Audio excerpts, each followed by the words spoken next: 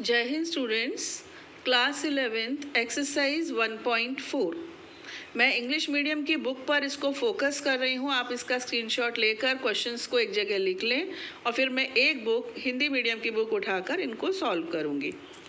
तो ये रहे आपके क्वेश्चन नंबर 1 to 4, इनको आप क्लिक कर लीजिए। Okay, now let us start with Hindi medium book. Here it is. Now come to the question number 1। निम्नलिखित में से प्रत्येक समुच्चय युग्म का सम्मिलन ज्ञात कीजिए, यानी कि यूनियन हमें बताना है। So here is a question. X is a set containing 1 3 5, Y में है 1 2 3 और मुझे इनका यूनियन बताना है। तो मैं आपको सिखा चुकी हूँ पिछले वीडियो में, X के सभी एलिमेंट्स आते हैं और फिर Y के वो एलिमेंट्स आते हैं जो X में नहीं थे और अभी तक नहीं आए। देखिए X में क्या है 1 3 5, तो आप 1 3 5 तो लिखेंगे ही, 1 3 5 तो आप लिखेंगे ही। अब आप आए Y पर, 1 आ चुका है, ठीक है।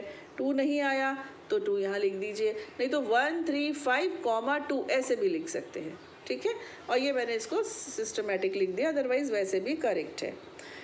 A E I O U, B ABC। चलिए इसका यूनियन बनाते हैं लाइव। मैंने पहले से करके नहीं रखा है, आपके सामने कर रही हूँ। तो A के तो लिख ही दीजिए, AEIOU, ये तो आप लिख ही दीजिए। अब B पर आइए, A आ चुका है, B नहीं आया और C भी नहीं आया, तो ये आपका हो गया A union B, AEIOU BC, ठीक है। थर्ड पार्ट थर्ड पार्ट जो है बेटा, ये इस तरह से था, सेट बिल्डर फॉर्म में था। X एक प्राकृत संख्या है और 3 का गुणज है। प्राकृत यानी नेचुरल नंबर है और 3 का गुणज यानी 3 का मल्टीपल है। तो क्या सेट तैयार होगा? 3 6 9 12 and so on up to infinity. B set, X संख्या 6 से कम एक प्राकृत संख्या है। तो ये मैंने सेट्स ऐसे तैयार करके रखे हैं। ये तो आपका अपरिमित है, अनंत तक जाने वाला है। और ये जो B है 6 से कम प्राकृत संख्या, इसमें 6 शामिल नहीं है। That means 1 2 3 4 5। Now you have to find its union, इसका सम्मिलन। तो चलिए यहाँ से शुरू कर लेते हैं इस बार। 1 2 3 4 5 पहले लिख लेते हैं। क्यों लिख लेते हैं बेटा? क्योंकि ये फाइनाइट सेट है, परिमित है ना, ये परेशान नहीं करेगा। पहले लिख लिया, कोई फ़र्क नहीं पड़ता। अब यहाँ पर आते हैं 3, हो चुका ना? हाँ हो चुका। 6 हुआ क्या? नहीं हुआ, लिख देते हैं। 9 हुआ क्या? नहीं हुआ, लिख देते हैं। 12 हुआ क्या? नहीं हुआ, लिख देते हैं। And so on up to infinity and bracket closed. ये आपका A यूनियन B होगा। इसमें जो B फाइनाइट था यानी परिमित था, वो मैंने पहले लिख दिया और अपरिमित को उसके बाद लिख दिया, इससे कोई फर्क नहीं पड़ता। हेयर ये भी आपका सेट बिल्डर फॉर्म का क्वेश्चन है, इसको यहाँ से देखिए। X एक प्राकृत संख्या है और 1 से बड़ी है, 6 से छोटी या बराबर है। तो क्या आएगा इसमें आएगा 2 3 4 5 6, ठीक है। B सेट प्राकृत यानी नेचुरल है, 6 से बड़ी है, 10 से छोटी है, यानी 5 6 7 8 9। ये मैंने यहाँ पर रेडी करके रखे हैं, ठीक है। अब A यूनियन B, पहला सेट पूरा लिख लेते हैं। 2 3 4 5 6 और फिर यहाँ से 7 8 9 10, इस प्रकार, ठीक है। नेक्स्ट फिफ्थ पार्ट, A है 1 2 3 और B है 5। 5 का मतलब होता है नल सेट यानी एम्प्टी सेट, यानी कि रिक्त समुच्चय, इसमें कोई भी अवयव नहीं है। तो A 1 2 3 है, B खाली है, तो इनका यूनियन A ही तो रहेगा। B में तो कोई एलिमेंट है ही नहीं जो एक्स्ट्रा उसमें A के अलावा हो।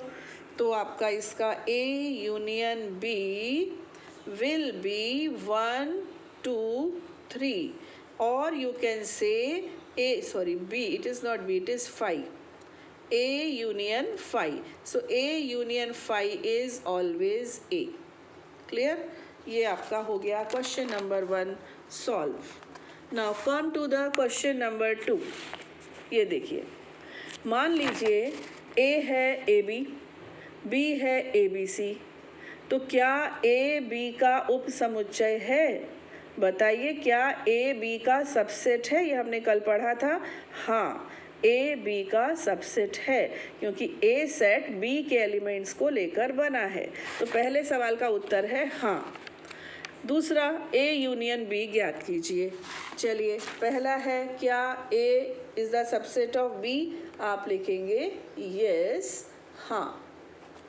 दूसरा सवाल, what is A union B? तो देखिए, ए के एलिमेंट्स कौन कौन से हैं? ए बी, और बी में ए है, हो गया, बी हो गया, बचा क्या? सी, ए बी सी। तो ये आपका आंसर है। और ए बी सी क्या है by the way? A B C is set B, यानी ए बी का सबसेट है, तो इनका यूनियन बी यानी बड़ा वाला सेट ही होगा। लेकिन उन्होंने हमसे ऐसे नहीं पूछा, बोला क्या होगा, हमने बोल दिया ए बी सी होगा। क्वेश्चन नंबर 3, ये मैंने पूरा क्वेश्चन यहाँ लिखा है। यदि ए बी का सबसेट है, अब ये नहीं पता ए क्या है बी क्या है, उसके एलिमेंट्स नहीं पता इस बार बस इतना बता दिया कि ए ऐसा सेट है जो बी के एलिमेंट्स को लेकर बना है, यानी A is the subset of B. तो ए यूनियन बी क्या होगा? अभी पिछले क्वेश्चन में हम देख चुके हैं, अगर ए बी से छोटा है, बी के एलिमेंट्स को ही लेकर बन रहा है, तो ए यूनियन बी बी ही तो होगा, बड़ा वाला सेट। ए के एलिमेंट्स तो सारे इसमें हैं ही पहले से, तो हम इनका जब यूनियन लेने जाएंगे तो बी के एलिमेंट्स आ जाएंगे, तो A union B is B. अगर इसी में ए इंटरसेक्शन बी पूछ लेते तो आपका क्या जवाब होता? बताइए। ए बी का सबसेट है और ए इंटरसेक्शन बी पूछ लेते तो वो क्या होता? ए छोटा सेट, इसमें वो एलिमेंट्स आते जो ए में भी हैं और बी में भी हैं, तो वही छोटा वाला सेट आता। Next is question number 4। पूरा क्वेश्चन मैंने यहाँ लिख दिया है। ये 4 सेट्स हैं बेटा, स्टडी कर लीजिए। 1 2 3 4, 3 4 5 6, 5 6 7 8 एंड 7 8 9 10। क्लियर? और ये आपको आंसर करने हैं। First, A union B. A union B आपके सामने है, पूरा कवर हो रहा है। हाँ, कवर हो रहा है। तो 1 2 3 4 आएगा ही आएगा। 1 2 3 4 और 5 6 एक्सेस में है, तो उसमें है बी सेट में, तो वो आ जाएगी 5 6। ठीक है। ए यूनियन सी लेते हैं। ए के एलिमेंट्स क्या हैं? 1 2 3 4, ये तो आएंगे ही। आप देखिए, सी के एलिमेंट्स क्या हैं? 5 6 7 8, ये उसमें अभी तक नहीं आए हैं, तो ए यूनियन सी ये हो जाएगा। हालांकि बेटा ये इतने इजी है, सिंपल है, मुझे नहीं करवाने चाहिए सोच कर कि 11th में आ गए हो, बट हाँ चलो, आगे एक क्वेश्चन मैं छोड़ूंगी आपके लिए, ये मैं आपको करवा देती हूँ। अब आते हैं बी यूनियन सी। तो पहले बी सेट लिखते हैं हम। बी सेट में क्या है? 3 है, 4 है, 5 है और 6 है। अब सी सेट में 5 6 तो कवर हो चुका है, बचा क्या? 7 और 8। अब एक 4th पार्ट था बेटा जो मुझसे उस समय मिस हो गया लिखने में, तो मैंने एंड में लिख दिया।